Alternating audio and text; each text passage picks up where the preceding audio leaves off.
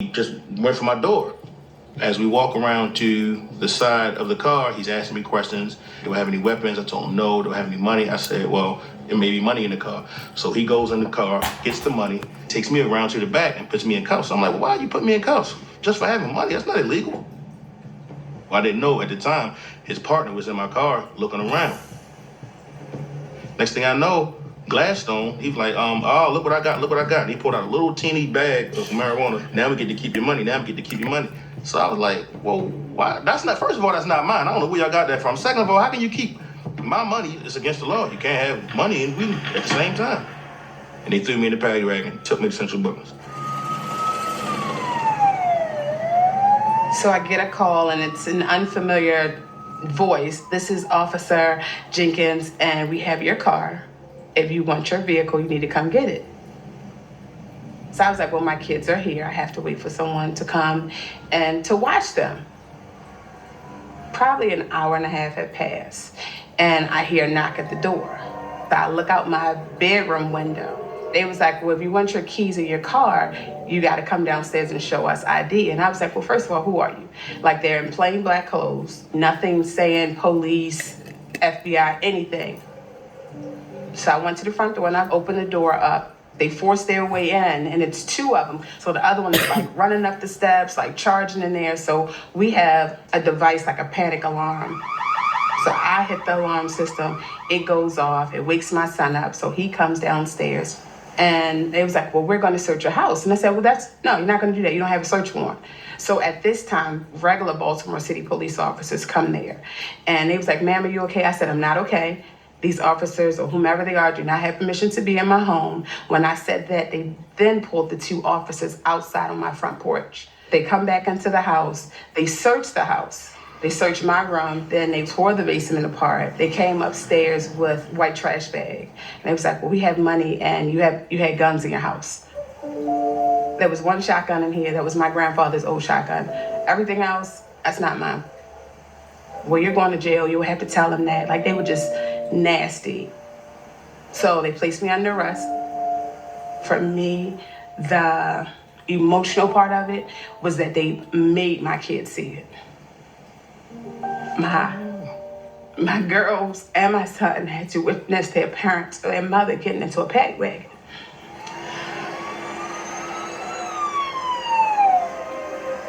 So they took me to the Northeast precinct. I sat there in the paddy wagon for about 2 hours. When the guy came out, because I was in there, I was screaming. I was like, I gotta go to the bathroom. I've been sitting here, like the sun is coming up at this point. So the paddy wagon driver, he got in and he was like, I'm so sorry. No one told me I had someone. I had to take the Central Bookings. Me and my wife never spoke. I was arrested and then I was gone. And then they came to talk to her and our stories were the same. Like, these guys went and got a signed warrant in the middle of the night. Like, where did you go? What was open? Right. You just went to a judge's house in the middle of the night and got a signed warrant to go into somebody's house because they had a half a gram of marijuana? That don't even make no sense. And the sad part about the system is that there's no checks and balances. They don't hear your side of the story. All they know is what these officers wrote in black and white and your charging documents, and that's all they see.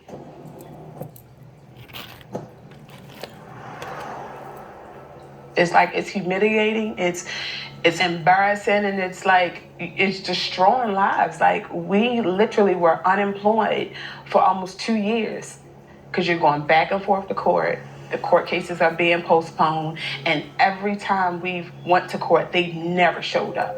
They changed state's attorneys. 3 different times. And you go through all that, but they don't ask, like, well, what occurred? What happened? Nothing.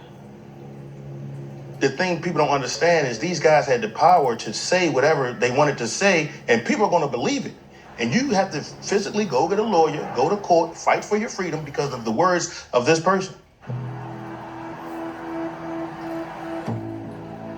A real close friend of mine, he knew of Ivan, and he contacted my family to retain Ivan for my bail review. Because at the time, they were holding us on $1 million, like $500,000 for me, $500,000 for her. I mean, this all started from a half a gram of marijuana, and that's it. When I was a young prosecutor, I was driving my car I'm lost. And I see the police have some tape that's up. I try to go around it. Out of nowhere, this white cop slams their hands on the hood of my car. He's yelling and screaming. I'm in shock. I get out the car. He throws me against the car. He's angry. He's screaming. I have my wallet, my badge. I'm shaking, and my wallet falls down. When the wallet fell down, he sees my state's attorney's badge. He turned as white as snow at that moment in time. And I realized that without that badge, I was just a black man. With that badge, I was something different. The criminal justice system is built to believe the words of officers. Because if you don't, then that really erodes our belief in what's right and what's wrong.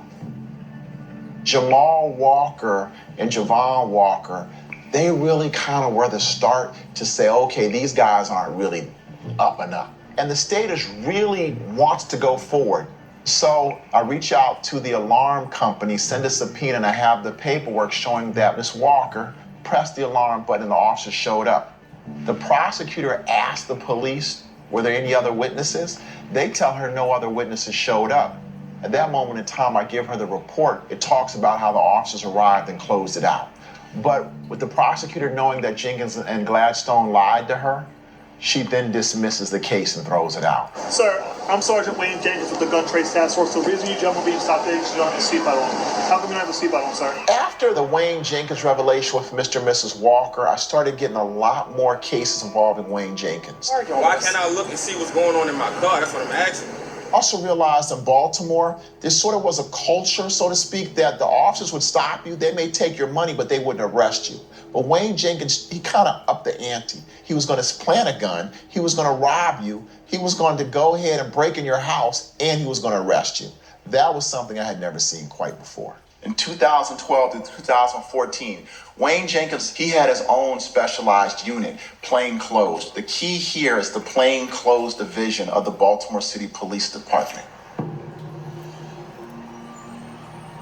My experience is that you have to have a plainclothes component if you're really trying to work the violence angle in Baltimore City. A familiar scene in some Baltimore communities, plainclothes police officers looking for drugs.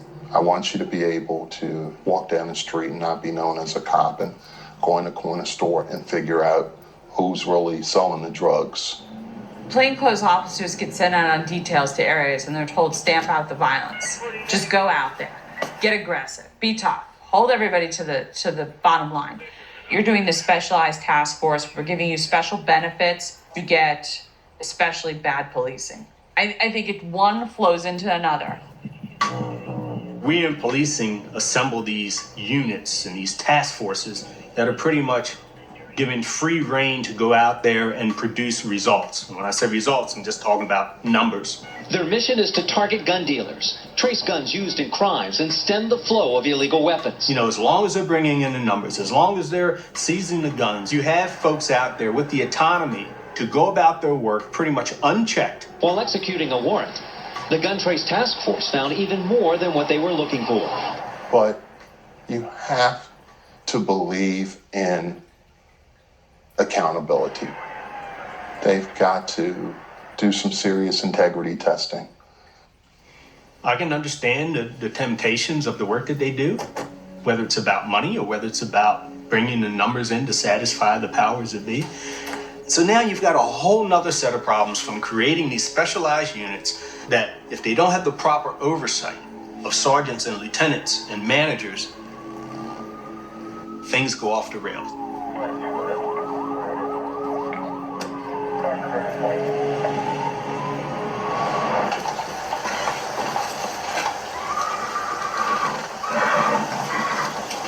I just dress up and put the Saturday on the hot one and go for a spin. This is the only place where I can come and escape everything that's going on out there. This is the only place where all of us could come down here and find something to do when you'll get your own inner peace and won't nobody bother you.